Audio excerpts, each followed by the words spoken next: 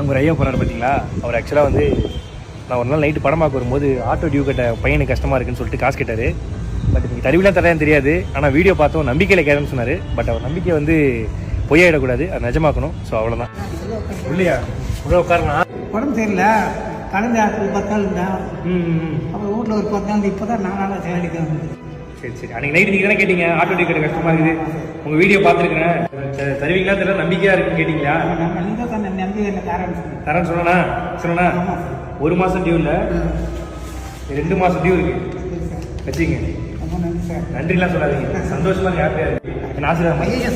நன்றி நன்றி. ஏன்னா எப்பயுமே இந்த சேனலுக்கு வந்தால் எங்களை தான் பார்த்து பாரு, டீ காஃபிலாம் கொடுத்து எங்களுடைய உயிர்.